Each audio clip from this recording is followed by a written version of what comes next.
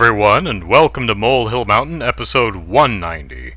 Andrew Eisen here to complain and bemoan the sorry state of the video games that I don't have to buy, but do anyway, and never seem to enjoy and just complain about everything. Oh, woe is me, life's so hard. Alright, now I could talk about things that are not video games, but why?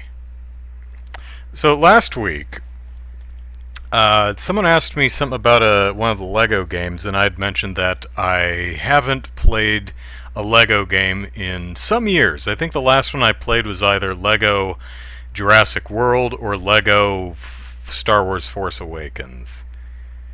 So it's been some years, and I still like the Lego games. I just got tired of WB and Traveler's Tales. Is it Traveler's Tales? TT Games? Yeah. Basically releasing incomplete games and doing season pass stuff. I was just like, you know what? When I was younger, playing Lego games, all the stuff was in the game when I bought it the first time. I didn't have to buy the base game and then keep buying more parts to it. So, yeah, I'm old and curmudgeonly. But I mention that because if you own PS4, Xbox, or Xbox One, or PC, the Lego Ninjago movie video game, that's a really good name, by the way, the Lego Ninjago movie video game. It's the Lego video game version of the Ninjago movie. It's free right now for some reason, so I'm downloading it. It's about 30 gigs. That's more space than I want to take up on my PS4's hard drive, but it is free, and the movie had a kitty in it, so, I mean, it's gotta be good. Jordan says, isn't one of my more well-known videos about the Lego movie game? That is actually one of my... Yeah, that's one of my more commonly cited and still watched and commented on videos, is the bugs and glitches of the Lego movie video game. The Lego movie video game, I think it's called. So yeah. Also, interestingly, is a Lego video I did many years before that, which is it's a walkthrough of like a special stage in Lego Batman, one of them. One of the special stages can be a little tough to get all of the studs in, so I did a little video walkthrough, and that was like 7-8 years ago. To this day, I still get people going, oh my, or commenting in the comment section going, oh my god, thank you, I was looking for that one purple stud to get me over the million you need to complete the level. So yeah, it's pretty gratifying. So enough about video games, let's talk about video games. Let's see. Okay, so Tony Hawk. I remember Tony Hawk. I remember back in the days of the PlayStation, I saw a demo of Tony Hawk in like a Sears department store. You remember Sears? And I played it, and I had the exact same reaction I did when I played some demo kiosk of Metal Gear Solid on the PlayStation. And my reaction was something along the lines of, oh god, oh, the graphics are so bad, oh my god, the PlayStation can't even draw a straight line, oh god, those textures, oh man, I thought the N64 was blurry, but whew, at least it doesn't turn my stomach. Yeah, I still maintain to this day that the original PlayStation was an utterly incompetent machine that couldn't draw to save its life. I mean, seriously, it was terrible. Some of the games were good if you could look at them without getting queasy, but man, I remember playing the original Tony Hawk, and I remember vividly grinding some rail and then watching it like 4 feet out into the distance just start undulating like a sine wave, because the original PlayStation was completely incapable of drawing anything remotely close to a straight line. So, Yeah. But then some years later, I played Tony Hawk 3 on a friend's PlayStation 2. And I very, very much liked it because it's a very, very good game. Actually, personally, I don't think the first Tony Hawk was really that great. 2, I believe, someone in the chat will correct me if I'm wrong, but I believe 2 added in the manual, which balancing the skateboard on either the back wheels or the front wheels so that you could link tricks together. That really completely opened it up. And then the third one added the revert, which was a spin move that you used coming down off a half pipe. So now you could link flipping tricks together, 2 grinds, and then up into a manual over to a lip, fly up, do a stand or a jump, come back down, revert, and then keep the chain going. I think 3 is where that game really opened up, and then it just kind of went downhill from there. 4 got too big, and then they just did too much. They had a lot of interesting ideas in various installments in that franchise, but I think 3, for me, was the pinnacle of that, is where it peaked. 4 is still pretty good, but I think 3 was the best one.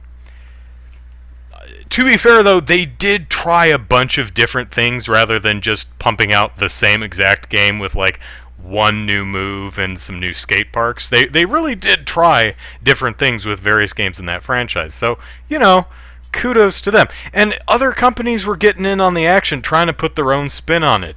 And I still say Aggressive Inline, which was essentially Tony Hawk on inline skates, really should have had a sequel because that was a fun game. And then you had stuff like BMX Triple X, which was a spin on the formula. Hey, Jordan. So, where was I going with this? Oh, so this week the eponymous they, announced Tony Hawk 1 and 2 remaster. I would consider that a remake. In fact, I have a video idea for how exactly I define re-release, remaster, remake, and reimagining. The 4 re's. I don't know if I get around to scripting that though, but this is using some of the same code base for the controls, but other than that, the game is completely built up from scratch. That's not a remaster to me. That's a remake. So Tony Hawk 1 and 2 remake coming September 4th. And hey, that's great. Tony Hawk is fun, and it looks like the revert is in the. I've not played these games in a while, but watching the trailer from earlier this week, it looks like the revert is in there, which again wasn't introduced till the third one. So I'm guessing the manual's in. Well, the manual's in the second one. I'm guessing the first one. So I'm guessing you have like the Tony Hawk 3 move set transplanted into the first 2 games, and great, looks cool. But here's what I wanted to point out: it's show and tell picture time. So this is a capture from the end of the trailer, and it says pre-order digitally. So not just pre-order at GameStop or Best Buy or Walmart or something. Pre-order specifically digitally. Digitally pre-order and get access to a demo? A demo. The warehouse demo. So the warehouse is a level in the first game, I think. So if you pre-order the game, you get access to the demo.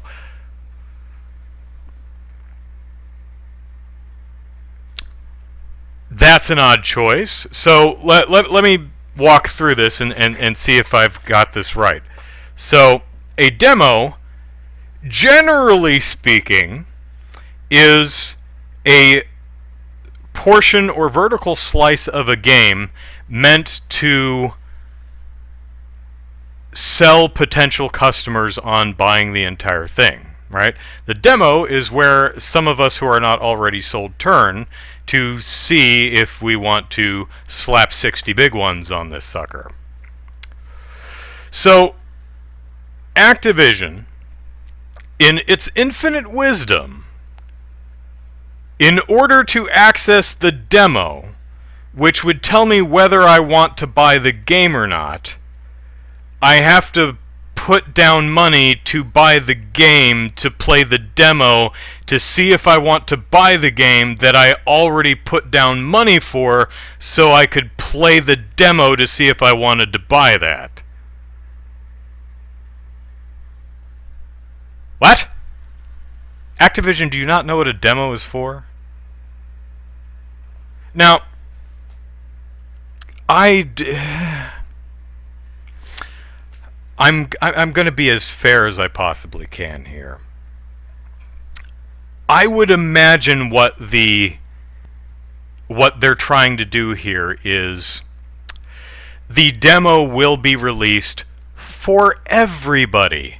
Roundabouts the September 4th when the game releases, either when it releases or like within a week of its release, the demo will be released for everybody. But if you digitally pre-order, you can play it now.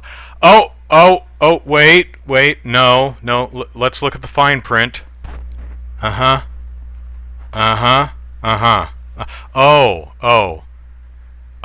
can play the demo sometime in the future. They say the summer, and the game comes out September 4th, so... But let's say that you get... But again, maybe what they're going for is if you pre-order digitally, not physically, digitally specifically, mind you, because they make more money that way. If you digitally pre-order, you get access to the demo sometime before everybody else does. I guess it doesn't actually say that anywhere. I just can't think of any other reason they would use the demo as a perk to pre-order the game.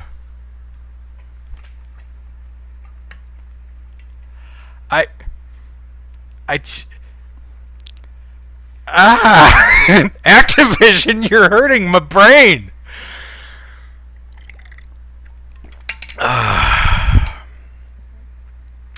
Jordan said if they offered an early timed beta for pre-orders, that would make more sense. Yeah, I mean, that's what I'm going for. I'm like, oh, okay, pre-order peoples get to play the demo, essentially get to play part of the game earlier than everyone else. Okay, sure, but that's not what it actually says earlier this week when I read the fine print. It doesn't say get early access to or be the first to play the demo. It just says pre-order digitally and get access to the warehouse demo. And if you can read the little asterisk under it, it says warehouse demo availability and dates to be announced and subject to change. And you have to have internet access, of course.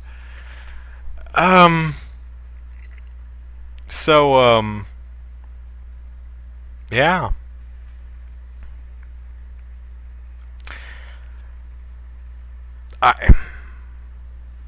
So that was funny. Activision, I we're two ships passing in the night. I just don't think we're on the same wavelength anymore. All right. So last week, I complained and whined at length about how much I did not like the Xbox Series X 27-minute presentation, because that was supposed to cater to specifically me, and they did a very poor job. And I spent a good 40 minutes last week explaining in excruciating detail why they let me down. Well, Sony had something similar this week. To recap my 40-minute screed from last week, it was a 27-minute presentation that showed almost no gameplay, plenty of games, almost no gameplay, and everything that was shown had the caveat that it was not actually running on an Xbox Series X. Everything was labeled with, this is running in-engine and is representative of the expected visual quality or the expected gameplay. And it's like, well, that's lovely. I'm so glad that this is in-engine, but it doesn't do much good if the engine itself is not running on the Xbox Series X. Again, I'm sure it will at some point, but to me it was a dud of a presentation for that reason and the fact that they showed a dozen games, almost none of which showed any semblance of gameplay. In fact, a lot of the presentations left me wondering what the hell the game was. What even genre is this? So, this week, Sony and Epic released a 9-some-minute, what is their engines? The Epic... Unreal. The Unreal Engine 5 demo, which was funny because what they demoed was not a game.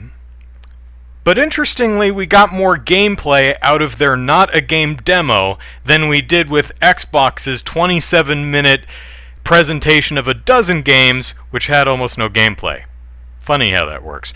So what they showed this week was essentially a Tomb Raider-esque walk through a canyon and tomb, and showing off pretty lighting and textures and stuff. Now, this, according to them, unless they are lying, which that never happens, this was actually running on a PlayStation 5. And there were enough imperfections in the presentation that I believe it. For example, there were a few weird little lighting quirks, if you know what to look for, that is really, do you know how screen space reflections work? Like, you have a puddle of water, and if you look at a puddle in a video game, you look at a puddle of water, and you can see a reflection of the scene in front of you, right? So if you see like a building over there, let me back up a little bit here. So you see a building over there, and you have a puddle, and you can see the building reflected in the puddle, right? But if you turn the camera a bit, and the building goes off the edge of the screen, so it's not actually drawn on the screen anymore, that building will cease to be drawn in the puddle, because what it's doing is essentially taking a picture of what's on the screen and this is way oversimplified, but it's pasting it over the puddle.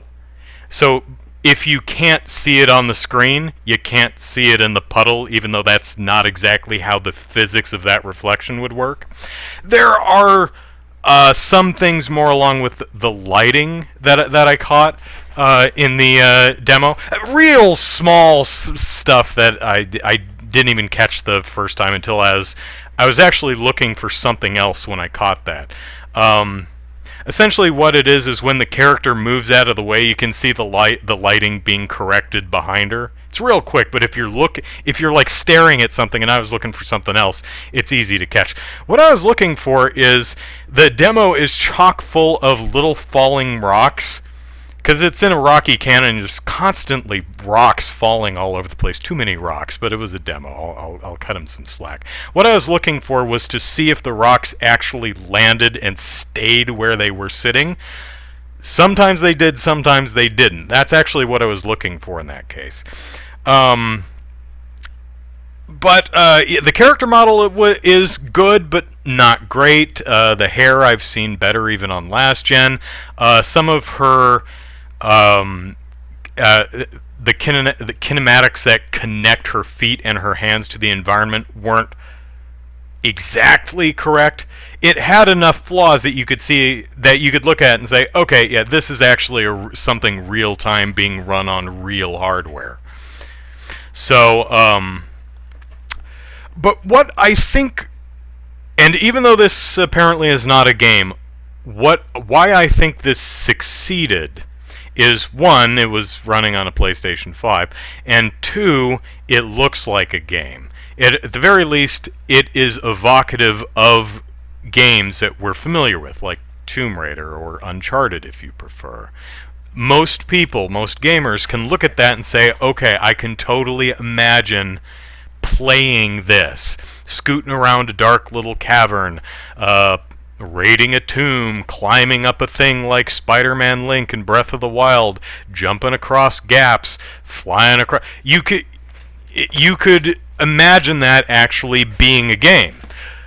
By contrast, many of the game presentations in last week's Xbox presentation, lots of presentation, you'd look and go, well, that's pretty. What is it? How's it play? What's the game? They also did a bunch of interesting things. So they showed off a lot of things that you could expect the next generation of gaming to look like. They're like, look how pretty it is. Ooh, it's pretty. Look how cool the lighting is. Ooh, the lighting's cool. You know? So, look how detailed the textures are, even up close. Oh, there's a funny bit that I think I know why they did this. Actually, if I'm remembering correctly, I think one of the Unreal people actually went on record to confirm. There's a moment where the character shims through a narrow space, which is used in the modern generation to hide loading times. And when I first saw that, I went, well, that's an interesting choice. Are they doing that to make it look more video gamey? Because the whole point, if you saw Mark Cerny's presentation for the PlayStation 5 from like a month or two ago, he was really specific about not needing to do exactly that anymore for loading in the next area of a level. Like, literally turning around is all the time you need for the game to load in sections of the level. So I thought that was really weird. So it's like, okay, maybe they were showing off textures, but I mean, her hands don't really press on the wall very well, so it's an odd choice. I mean, you could have had her hold her little lighty ball, just walk right up to a wall and go, ooh, look at the cool texture on the wall. That would have been a better thing, rather than making all of your audience go, oh god, this thing again. But if I'm remembering correctly, someone from Epic went on and said that was just a familiar way to get up close to the wall so you could look at our pretty textures. Nevertheless, so Unreal Engine 5 looks nice. Yeah, looks like it can pump out some decent looking stuffs. And they showed something that at least looked game-like. So it was a fine way to pass 9 minutes of my time. Let's see.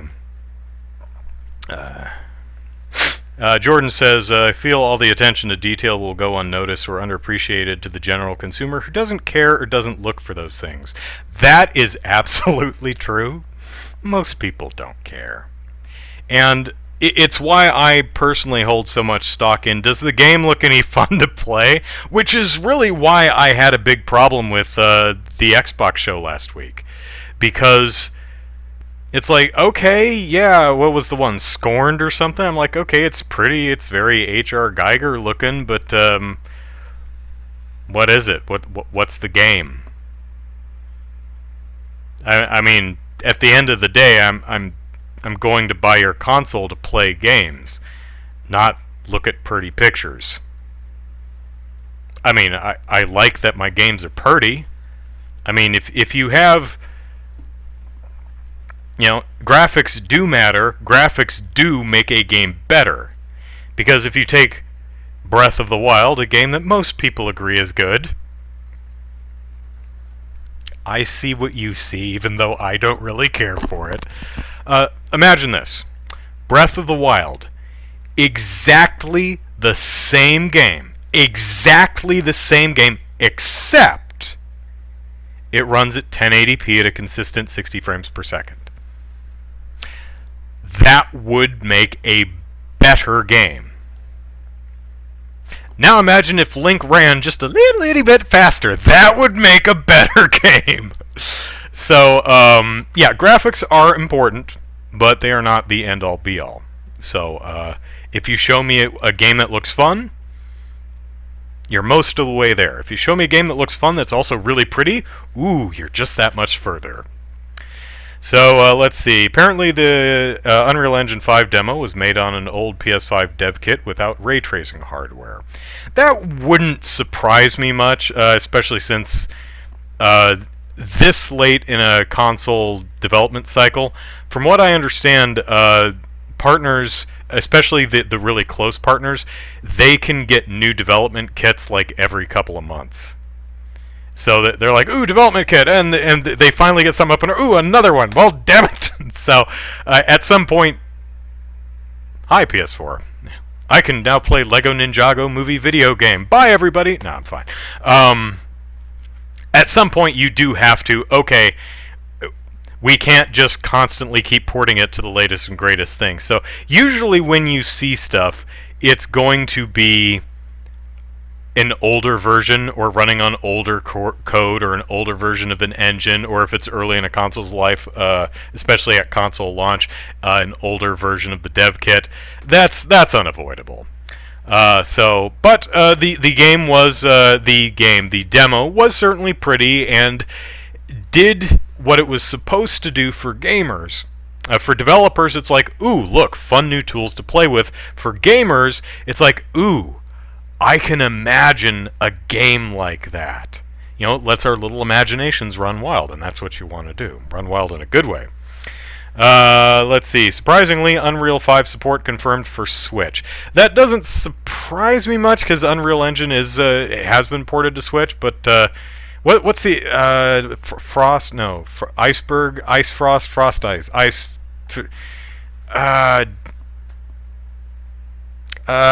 Whose engine? It's someone in the chat's gonna know which one I'm talking about. That was not put on the Switch, at least last I looked. Maybe I'm thinking of Wii U. I don't know. But yeah, Unreal 5, a version of it anyway, will run on Switch. Nothing's going to look like that PS5 demo, but on the Switch, of course. But yeah, Frostbite. Thank you, Chaos. EA's the Frostbite. Matthew knows what I'm to see. I kind of know a little bit about what I'm talking about. I'm glad I have a chat that keeps me honest. It's a problem with not having a co-host is because normally I'd put Zachary on a tangent to stall for time while I Googled it, looked it up, and appear a lot smarter. So, let's see. Okay. So, alright, let us move on to Ghost of Tsushima. Now, if you remember back to E3 2018, which is when the game was first shown off, that was... I think I named Ghost of Tsushima as my game of the show because it looked like a video game and it looked like something I'd really want to play. You know, you're in Edo era Japan, going all stabby with either samurai honorable stuff or ninja dishonorable stuff. And it really seemed to be going. Although from an English developer, interestingly, it's a Sucker Punch game. It makes me kind of wonder if any Japanese audiences are going to look at this game and go like, "Oh my God, is that what they think of us?" But it really looks like Japan through the lens of Americans who are fans of Japanese movies, if that makes any sense. So, a game made by a bunch of fans of the iconography of the Japanese swordplay flicks that they grew up watching. That's really the tone that presentation evoked, and I really liked it. So I was interested in learning more about that game. Well, we saw, I think they premiered just a cutscene trailer at the Game Awards back in December. And earlier this week, on Thursday, they had a 18-minute playthrough, which demonstrated the game and all that. And I remember on Wednesday, I sat down at my computer, 1 o'clock, I was really excited to watch this, and after about 15 minutes, the presentation didn't come on, and I didn't even see like a starting soon video, and I was like, what the hell is going on? And I'm glad I looked before complaining on Twitter and realized that I was a day early. I'm like, oh, it's on Thursday and today's Wednesday. Okay, that makes sense why it's not there. So I waited another 24 hours, and then the stream started on time, like it was supposed to. And the first thing I noticed was, wow, Sucker Punch and Sony lied to us about what this game looks like. Oh man, that doesn't look anything like it looked like 2 years ago. Huh. I wonder if Sony or Sucker Punch will face any consequences for their bold-faced 2-year-long lie about the visual quality of this game. No, they won't. They never do. But it is quite the difference. Now, to be clear, I think every gamer, at least those who are really tuned into graphics technology, looked at the E3 2018 presentation and said, yeah, that's not on the PS4. Not even the PS4 Pro. Nope. Oh, that's cute. No, it's not going to look like that. Not on the PS4. And yeah, it doesn't. But Sucker Punch and Sony knows that, so they lied deliberately. It's nice to finally see what the game actually looks like on the PS4, but woo, man, that's a night and day difference. That's a full console generation difference between what they showed as PS4 gameplay 2 years ago and what they showed earlier this week.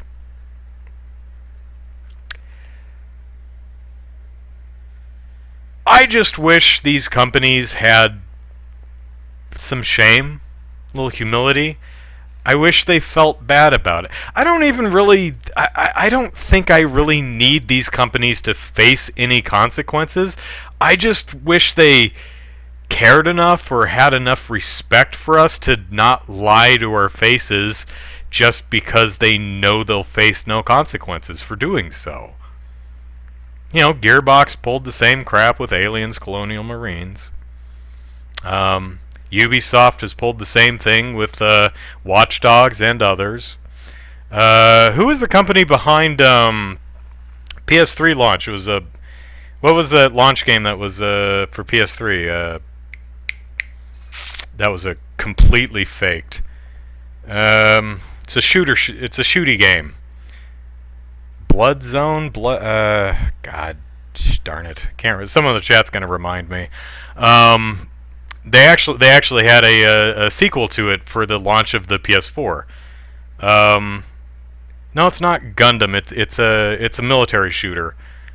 Killzone. Thank you, Otritsu. That's exactly what it was. It was Killzone. That was complete bullshit. It didn't look anything like that. I forget what year it was, but EA completely, absolutely, utterly lied about Madden one year. They tried to pass off this presentation as... So my point is that companies do this all the time, and they never face any negative consequences for doing so. So, because they're not human and have no shame or humility, they have no reason to not do that, so they keep doing that. Was it Madden 06 Chaos? Okay. Yeah, that one was a while. PS3 era again. It might have been the same damn conference. So, yeah, it's funny. I knew Sony / Sucker Punch were lying about the visuals of Ghost of Tsushima. I've known for 2 years. You can look at it and go, well, that's not going to run on the PS4. Maybe, I'm sure there will be a version available on the PS5, and that's what it'll look like. It's still a lie. Because they probably won't announce a PS5 version until later in the summer after they've sold the PS4 versions. So, I can't say I'm surprised, but honesty is one of the things that I personally value most. Like, if you really want to get on my bad side, lie to me.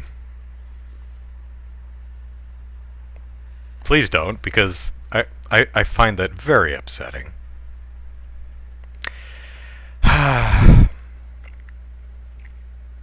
Game still looks cool, though. I mean, it's a shame the visuals aren't up to what was shown 2 years ago, but as a game, it still looks pretty fun. You've got a sword, and you've got a horse, and you can pet foxes, and you can stab people in the face. There's even a mode to turn it into black and white and put film scratches on it to make it look like an old crappy VHS copy of a 60s or 70s Japanese film. That's cool. Jordan says, sadly, only nerds like me will notice or care. That's the thing that I find most... aggravating? No. Interesting? No. Somewhere between the two. Somewhere between aggravating and interesting. Notable. One of the things I noticed this week is I could not find... I looked. Obviously not everywhere. I've only got so many hours in the day. But, and She-Ra Season 5 came out, so, my time was booked. I looked at a lot of enthusiast websites. I looked at a lot of mainstream websites that cover video game stuff. I looked at a few reaction videos.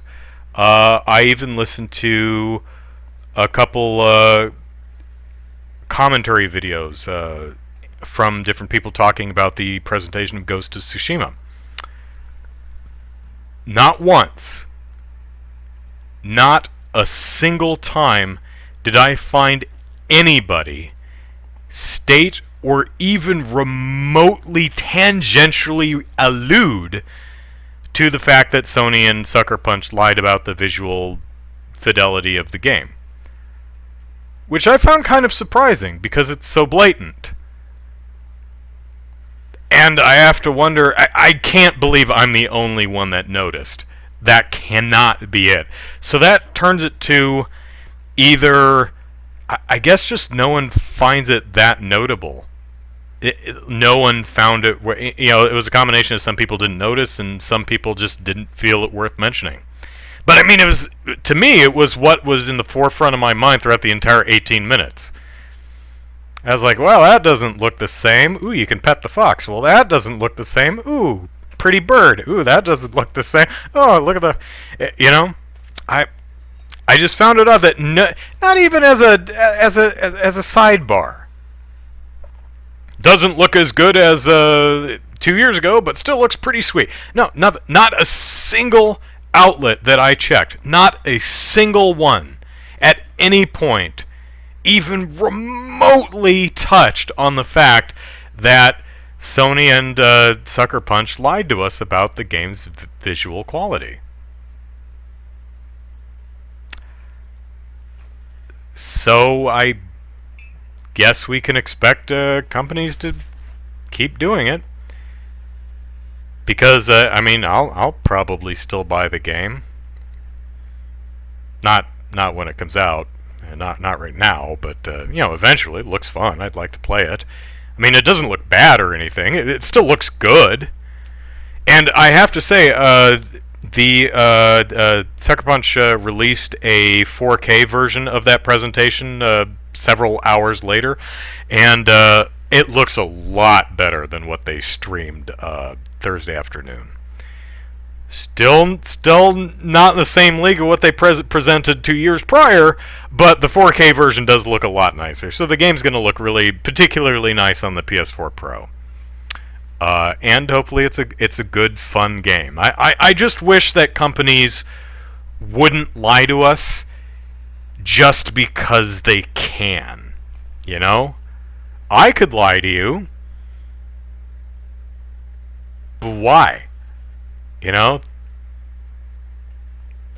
if I could get away with it, what exactly is the upside? Well, I suppose the upside is you lie about the looks and you get more people's attention. And since no one's going to hold you account, even when they find out that, it doesn't look quite that good, but it still looks fun, so I'll buy it. I guess there actually is an incentive for it. I just wish they had enough respect for us to not do it, It hurts. It cuts deep. So, hey, surprise! New Nintendo Mario. Oh boy, did I screw that one up? Nintendo had a surprise new Paper Mario. There was a rumor going around a month or two ago about a new remake of new remake of Paper Mario Thousand Year Door. That's not been announced, but actually the rumor was that and a new Paper Mario. So hey, new Paper Mario. This one. See, here's Nintendo's ethos when it comes to the Paper Mario series. Paper Mario, because it's cool and unique. It's got this paper look. And then they said, okay, the sequel. Do it again and make it more awesomer. And they did. And it was more awesomer. And it's like one of the most, it's seen widely as a masterpiece and one of the most beloved entries in the entire Mario IP. And then they said, should we do more of that? No, let's branch our wings and try something different. Let's do a 2D, 3D flippy thing for Super Paper Mario, which wasn't even an RPG, really. It was really different. I liked it. But it maybe a bit too different. So then they said, okay, what's our gimmick gonna be? What's our gimmick gonna be? Stickers! And they did Sticker Star.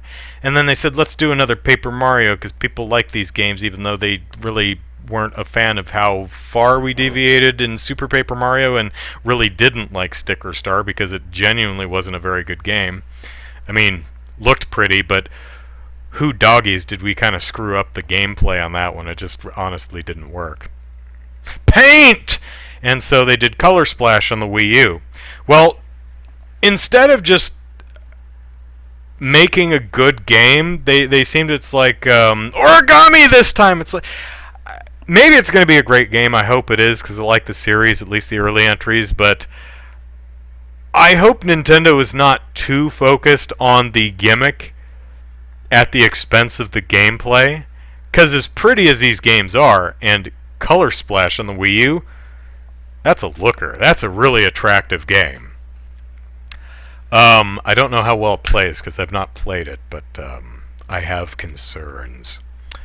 This new one looks pretty good too. I thought that the big paper mache looking enemies were kind of weird, because that's not origami, but whatever. It's fine. One of the things that's been an issue in the last several Paper Mario games is generic NPCs. Almost, if you go back to the original Paper Mario and Paper Mario Thousand Year Door, and you look at all the NPCs running around the various towns you run into, most of them are unique.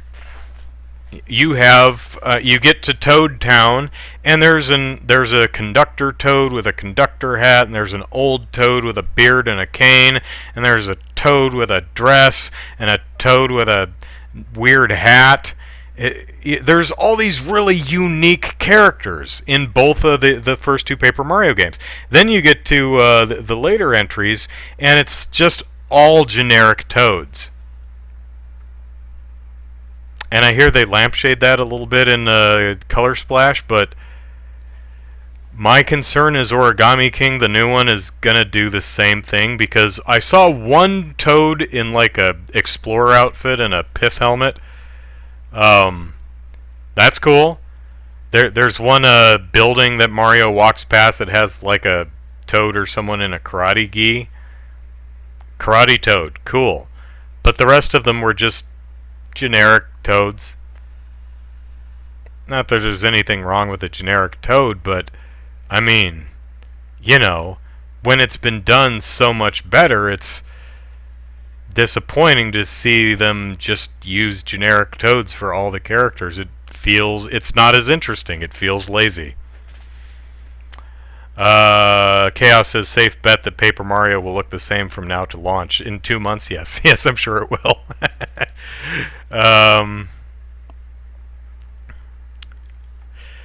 Jordan asks, I'll get to that in a sec. Save, let's see. maybe more RPG mechanics in Origami King than the previous couple. Um, yeah, I think this ring-based arena thing is interesting. They kind of glossed over it a bit in the trailer, but as long as it doesn't have the problem that, say, Sticker Star did, in that you weren't incentivized to actually fight anything. Because in Sticker Star, let me see if I remember how this works. All of your moves were stickers. And stickers were things you just found stuck around the environment. So you'd find a sticker of a shoe plastered on a wall and you'd pull it off and you had a stomp attack. You find a sticker of a hammer and you have a hammer attack. So you had if you had no stickers, you couldn't fight. But if you beat enemies, they would leave you stickers that you could use to fight more enemies, which you would use stickers to fight the enemies to get more stickers. Or you could just not fight enemies because there was no leveling up in the game, so battling was literally pointless in that game. There was literally no reason to do it because you never improved. The only reason to battle enemies would be to get stickers or money for stickers, which you could just pull off the environment and hoard them for the boss. I mean, why risk fighting lower tier? If you've got a sticker album full of great stickers, why bother spending them on any of the lower rank minions? Just run over to the boss. Of course, that game had another problem in that many of the bosses, I never finished it because it just wasn't a very good game, required you to use a specific sticker. But as far as I know, didn't really tell you that, or hint at it, or make it really... It didn't really feel puzzlish. Like, there was nothing in the game that I recall that said, oh, bosses, you really need to figure out the secret to the boss. It was just something you learned after a while that you were hardly making a dent. Remember there was one big squid thing, and I guess I kind of intuited that. I think it was the sponge sticker. I was like, because you absorb the ink? Yeah. Yeah. Mm-hmm. I don't know, they're all made of paper. You think the fire attacks would do it, but yeah, it's not a very good game. So I'm curious. I think it looks neat. Hope springs eternal. I hope the new Paper Mario is good, but last couple of entries have burned us bad. So I'm a little cautious. But fingers crossed that it turns out great. Tritsu says in two different parts of the trailer, Mario's HP was 50, then 150 in a later part. Yeah, his HP went up and down, so there might be some leveling in this game, which is nice. I think in the first one, you didn't level up so much as I think you could buy... Or no, you did level up, but you had to... You could only level up one attribute at a time, like either health or attack or how many badges you could hold, something like that. It's been a while since I played those. Great games, though, especially Thousand Year Door. Believe the hype. It's really that good. It's a great game. Have I tried... Okay, let me go back through here. Someone asked me something. Where was it? Jordan says, have I seen or have any interest in Thundercats Roar? I did a debut review, or at least I tried to do a debut review for Thundercats Roar. But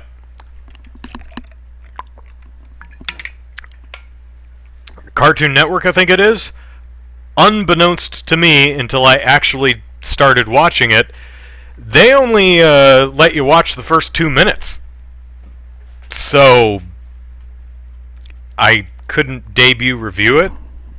So I think I debut reviewed something else. I forget I forget what I watched instead. Because some people complain about my debut review show where I review the debut of a series. on its own merits, not the series based on its debut, just the debut based on its debut. So I'm definitely not going to judge a debut based on the first 2 minutes of the debut. But what I saw, it didn't look like it was for me. It was interesting though, because at least from the 2 minutes I saw, a lot of the humor seemed to be based in a knowledge of the original Thundercats, but the humor aimed at really small children who presumably, at least more often than not, have no knowledge of the original Thundercats. So seemed an odd choice. Hard to say though, because again, I only saw 2 minutes of it. Don't care for the art style. Humor's too goofy for me. I like goofy things. I like goofy humor. Like I just watched She-Ra season 5 yesterday, binged the whole damn thing, and there's some goofy stuff in there, but I loved it. But Thundercats Roar, at least again based on the 2 minutes I saw, was a bit too goofy for me. Of course, She-Ra is aimed at kids. Thundercats Roar, I think, is aimed at toddlers, like micro kids, much smaller versions. So I can jive with the chillins, but not the babies. I didn't do a debut review, but I did watch the first episode, which has an A and a B story of PJ Masks. Is that what it's called? Because my sister's boyfriend was complaining that his kids like this show and he hates it. I said, "Oh well, let's watch the first episode. Let's see what all the fuss is about." So I watched the first episode of PJ Masks just so I could, because he had PJ Masks crap all over his house. He had PJ Masks Band-Aids in a drawer and just all kinds of merch. I'm like, "What is this?" He's like, "It's PJ Masks, man." I'm like, "Oh, what the hell's that?" He's like, "It's this terrible show that my children watch." I said, "Oh, why do you let them watch it? If it's so terrible and you hate it, why do you allow your children to watch this show?" Like, if I had children, which I don't and never should, I would only allow them to watch things I like. Because I'd be a horrible parent. A very, very bad one. Anyway, PJ Masks. It's bad. It's, theme song was actually pretty good. But overall, yeah, I didn't think PJ Masks was a very good show. I thought the morals were obvious.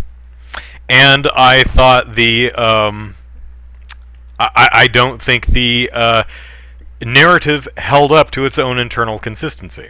So, yes, not a very good show, I don't think. Have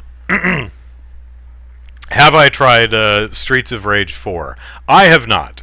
I've played Streets of Rage, some of the early ones. I don't think I ever played 3. Probably played the first 2. But looks cool.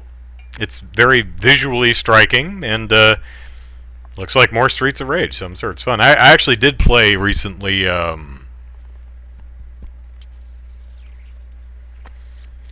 it's not Powerpuff Girls. River City Girls. River City Girls.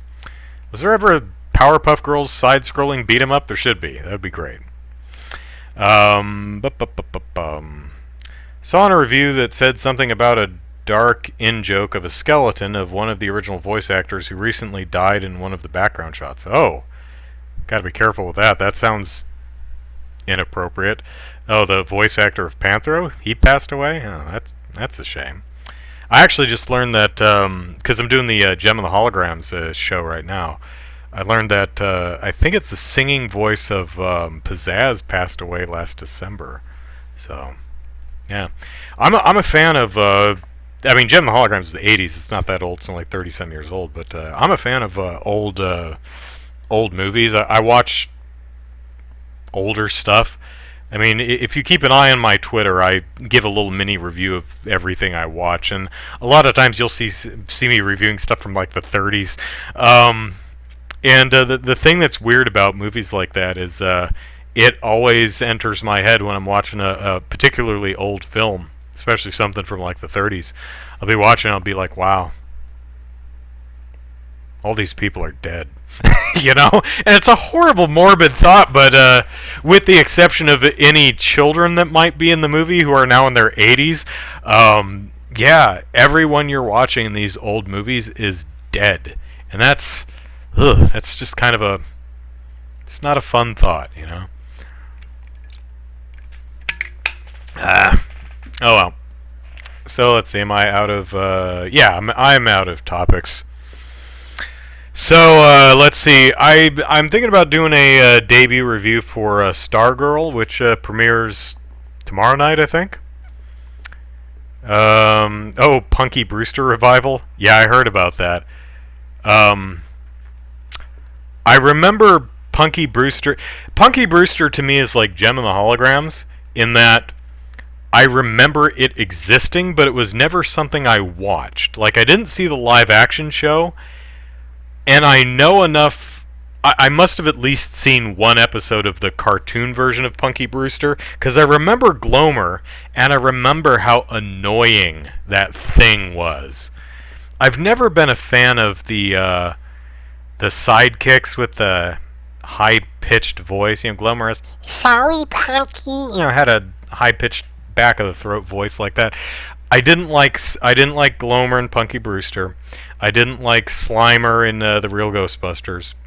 God, what else? I didn't like Orko in He-Man. And He-Man is so gosh darn dorky.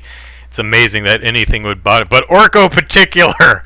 I didn't like Screech and Saved by the Bell. Live action, but oh man.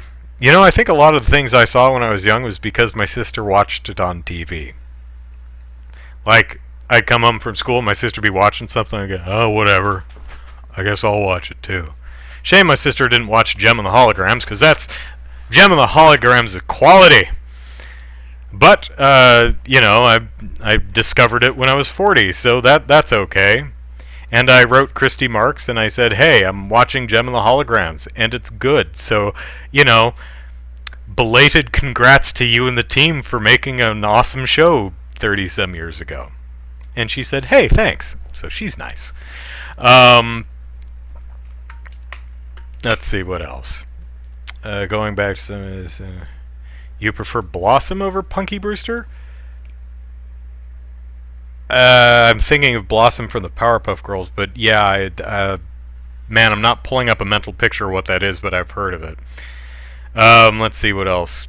Stargirl, again, I know, I'm going into that one blind. I know almost nothing about the character. She dresses in blue. She has a, I don't think she has any powers. I think she's a gadget hero. I think she has a stick, magic stick. Her name's Catherine, Crescinda, Courtney.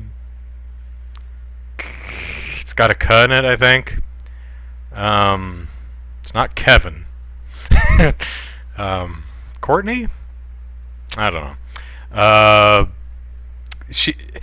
She's a newer hero too. I think she only came around like the last 20 years. She's not like a silver or golden age hero. She's a fairly new creation. So I'm not as familiar with her as I am with you know, other heroes.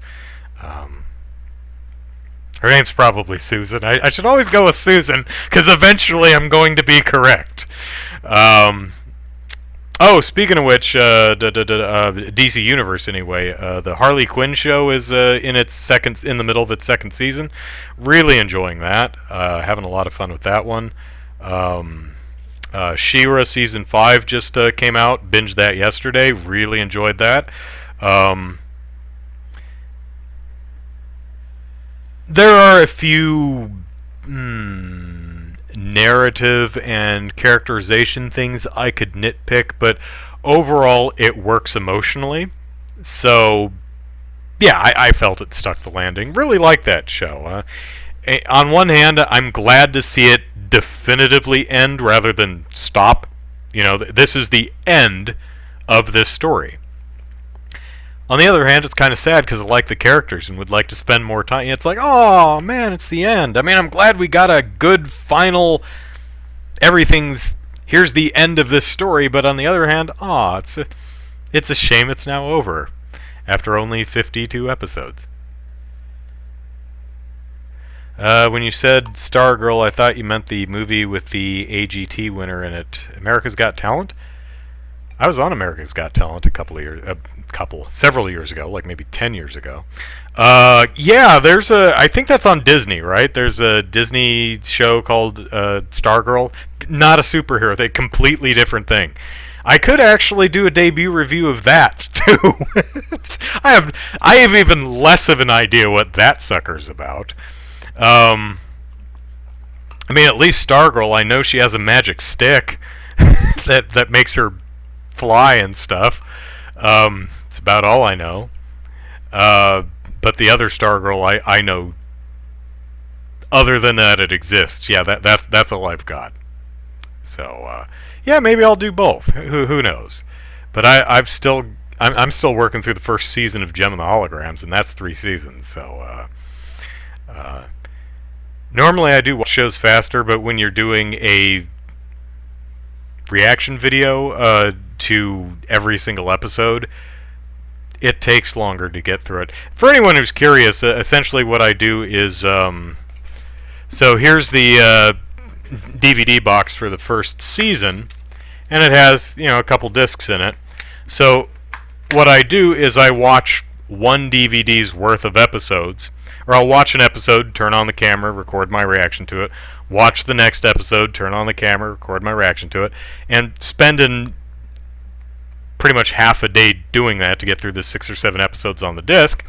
Then upload that footage and sound to my PC, rip all the episodes off of the DVD and onto my PC so that I can use shots of the show in my reviews, load them all in my editors, and then throughout the next couple of weeks just edit the videos one by one, and once I get them done, then I go for the next one. So I watched this in batches. Like, I watched 6 episodes in a day, and then it's like 3 or 4 weeks before I watch the next batch of episodes. So maybe not the most ideal way to watch the show, but still having a lot of fun with the project, and I'm glad a good couple dozen of you seem to be enjoying it too. So Jordan asks, did I ever see the Tom Hanks Mr. Rogers film? No. He says it was Oscar worthy, but I couldn't stop seeing Tom Hanks. No one can really replace that saint of a man. I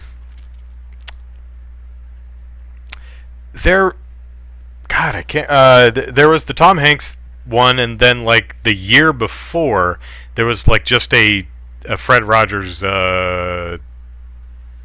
retrospective or documentary or biography or something movie, Won't You Be My Neighbor. Maybe that was the Tom Hanks version. I've not seen either of them, but I have heard both are good. It's interesting because I don't know if I watched Mr. Rogers' Neighborhood when I was a kid. I know I was aware of it. I know I at least saw it because I knew who Fred Rogers is, and I remember I liked Trolley. I remember liking Trolley. Other than that, I have almost no memory other than I remember being genuinely confused why this dude came home and changed his clothes. As a child, that really confused me because I'm like, I don't get why he isn't ready to do his show before he starts the show. And I don't understand why he's just putting on a different shirt and a different pair of shoes. I mean, he's already wearing a shirt and already wearing shoes, but every time he starts the show, he comes in and he says, oh, let me put on a different shirt and a different set of shoes. And it's like, okay, you want to wear that shirt and shoes, fine, but why don't you put those on before you start the show? As a child, I remember being just utterly confused by this guy's constantly changing his shirt and shoes. That did not make any sense to me as a very stupid child. So I guess maybe that's why I didn't watch. I didn't watch Sesame Street. Again, it was another thing that I knew I saw and I was aware of because I remember Snuffleupagus, and that's about it. So I don't know how much of it I watched.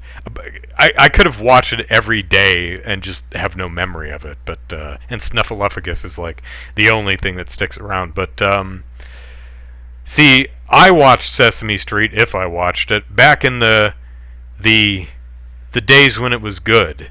You know, before Elmo. Actually, Elmo I think was like introduced in a lot earlier than I originally realized. He might have been introduced in like the late 80s or something, but I have no memory of him until the Tickle Me Elmo doll in the mid 90s. So let's see. Does Gem challenge my mental sanity? No. It makes me happy. It's a show that just brings a lot of joy to my miserable little life. I genuinely enjoy the show. I think it's really a wonderful show, and I recommend everyone watch it. And it's actually streaming right now on a streaming service called Tubi, Tubi. It's ad-supported. It's a non-subscription service. So if you want to watch Gem and the Holograms along with me, you are more than welcome to. And I recommend it because it's just a lovely, fun show. Jordan says, only you would overanalyze Mr. Rogers. Jesus, who hurt you? Chaos says, I grew up watching Bob Ross. Yes, Bob Ross was awesome, and his happy little trees. I actually, sometime in the last couple of years, I watched close to the first season of Bob Ross, because that's what it was. There was a... Did Bob Ross die? I hope not. I think he might have, but I hope not. Because a couple of years ago, Twitch, I think, just streamed the entire Joy of Painting series. So I had it on at work for like a few days straight. And what I noticed was, as talented as Bob Ross was, it seems he really could only paint like one thing. Sky, clouds, mountain, trees, little cabin. Pond and river and path. I don't think I ever saw him paint really anything else. Occasionally he had like guests on who would do some different styles and different things, but yeah, if you watch any episode of Bob Ross, unless I had just happened to tune into all those episodes, sky, clouds, mountains, trees, land, little cabin and a path and a water, and it's like the same portrait every single, and he got really good at that one damn thing. But even so, it was just kind of amazing watching him do that. So he died in the mid 90s. That's a shame. Yeah, I thought he did, but I wasn't really sure. Jordan says, I paused Ernest in the Army for your podcast. You hate Elmo, I can take that, but you don't cheat. Oh, I would never say anything. Ernest, I love Ernest. Jim Varney was actually a very good performer. I saw Ernest Goes to Camp is great. Ernest Scared Stupid, I still actually quote to this day. Like, Miak! Didn't think I could find any Miak this time of year, did ya? That's one of my probably favorite Ernest gags is the damn Miak. For those who haven't seen the movie, there's a goblin or something. Ernest like goes to the haunted tree and he's like, oh yeah, there's a legend about this tree where if someone just like me comes up to a tree just like this on a night just like tonight and puts their hand right here and says, I summon the goblin from the depths of hell, then the goblin comes in and eats the town. But what are the odds of that happening? And then the goblin shows up. It's great. And he runs it over with a car and he says, how about a nice bumper sandwich, booger lips? Ah, classic. I love Ernest. Yeah, it's a shame Jim Varney passed. Jesus, that was late 90s, wasn't it? It's been a while. Yeah, so I've seen Camp. That's a classic. Scared Stupid is great. In the Army, I think I've seen. I don't remember it very well. What's the one where he goes to prison? I actually saw that in the drive-in, a double feature with I do not remember, but I remember seeing that one in the drive-in. And I remember I was fairly young. I remember like the electrocution scene being kind of disturbing to me, because Ernest gets the chair in that movie. Literally, he gets locked in a chair and they kill him, and he turns into Shocker. You know that Wes Craven movie? Well, I mean, he doesn't die. He just gets electricity powers and fires lightning all over the place. I think that's actually in the trailer. You can see that. Yeah, Ernest Saves Christmas is pretty good. It's actually really good. I remember quite liking it. I don't know how well it holds up. I haven't seen any of Ernest's movies since I was fairly young. So,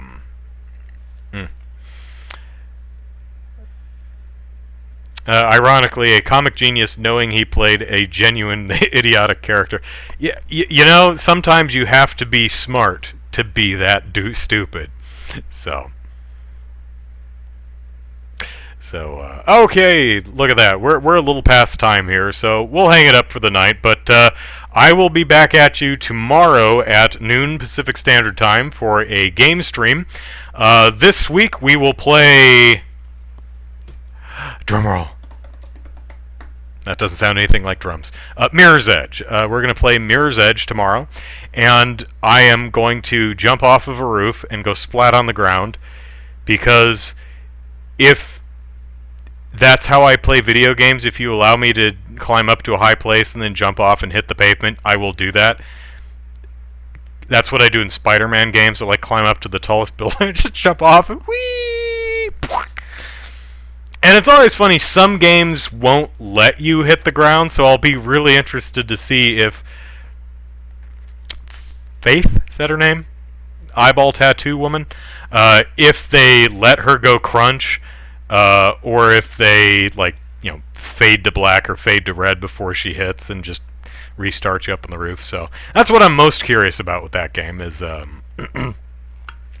do the Ernst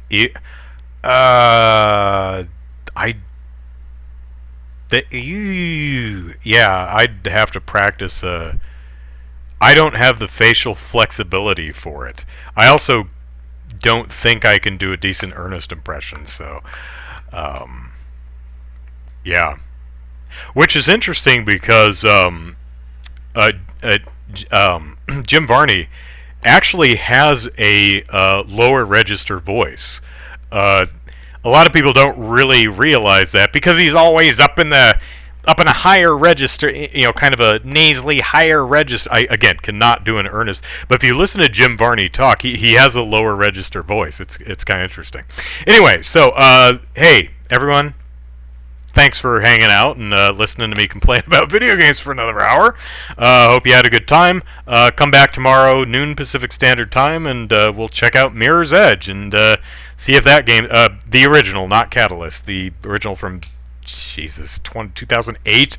I don't know when that game came out. So it's an older one, but the first one. So should be fun, or maybe it's terrible. I don't know. I heard the first one's good and the sequel didn't quite hold up, but we'll find out tomorrow because. Yeah, I, of course, am the arbiter of whether games are good or not. Alright, see you all tomorrow at noon. Take care, everyone. Good night, goodbye, have a lovely week. Toodles.